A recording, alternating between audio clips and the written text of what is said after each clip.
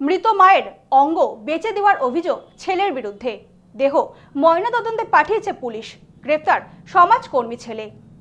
অঞ্জলি silk, শিমুলতলার মোড়, বনগাঁ, এখন এক নতুন রূপে, নতুন সাজে। নদিয়ার কৃষ্ণনগরে মৃত মহিলার দেহের অঙ্গ বিক্রির অভিযোগকে ঘিরে ব্যাপক চাঞ্চল্য।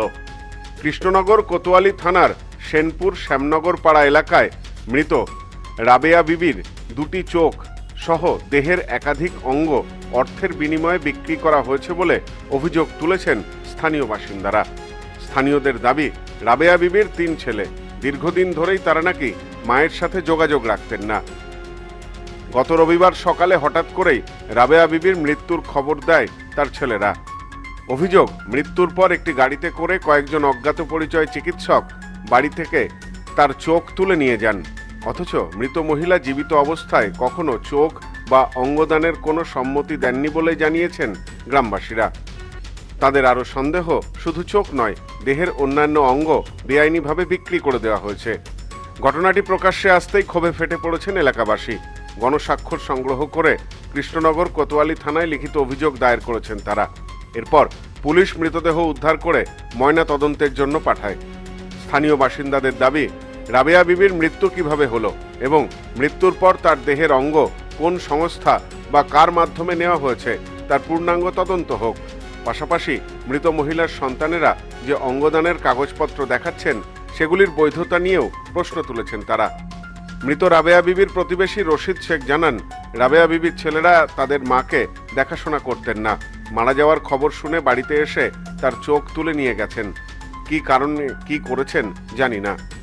ওনার মার চোখ দুটো তুলে নিয়েছে।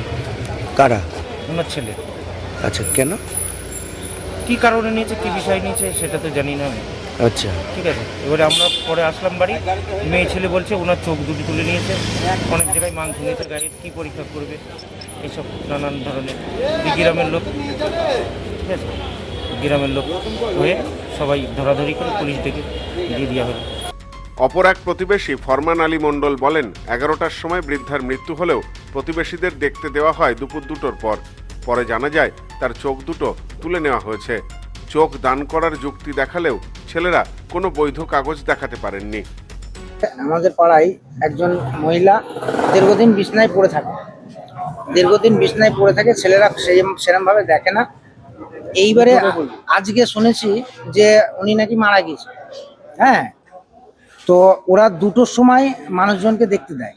হ্যাঁ, তার আগে কিছু ডাক্তারের একটা টিম এসেছিল, 5-6 জন মিলে এসেছিল। আসার পরে জানা যায় যে ওনারা কিছু ওনার শরীর থেকে কিছু পার্টস বের করে, যেটা চোখ, কিডনি, এরকম খবরে শুনতে পায়, মানে পাড়ার লোকের কাছে শুনতে পায়।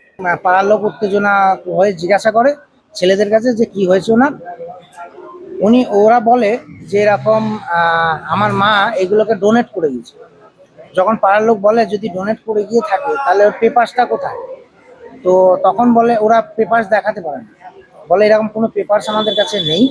হ্যাঁ, পেপারস নেই, পেপারস ছাড়াই একটা টিম এসেছিল, এসে এগুলো তুলে নিয়ে গেছে।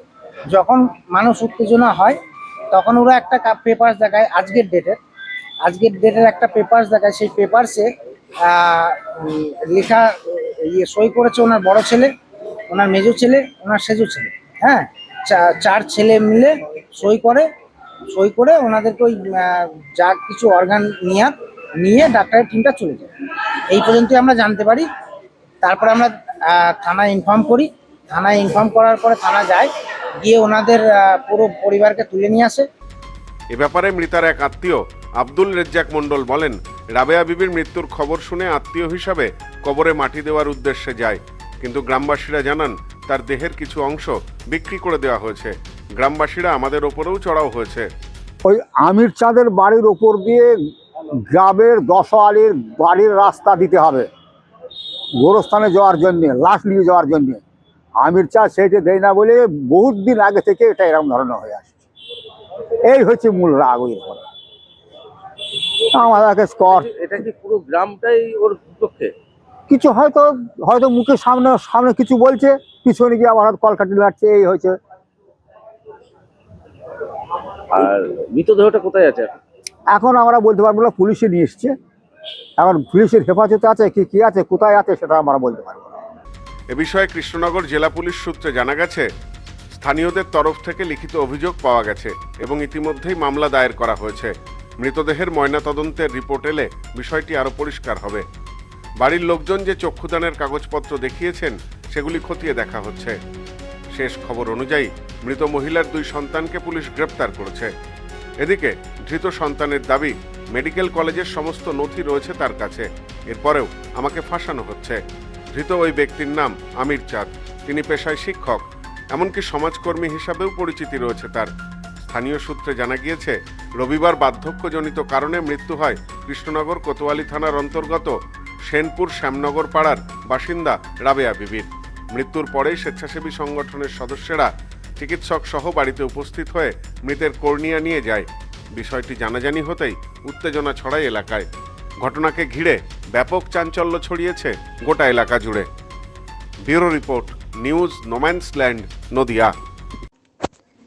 পশ্চিমবঙ্গের উত্তর 24 পরগনা জেলার বনগাঁ এলাকায় সুধীর কর্মকার কলেজ অব এডুকেশন এক স্বনামধন্য এবং অতি উল্লেখযোগ্য শিক্ষণ মহাবিদ্যালয়।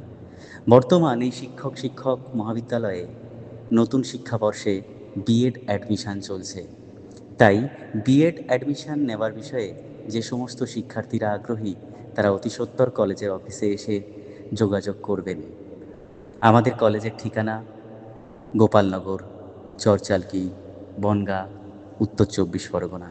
পিন নম্বর 743235।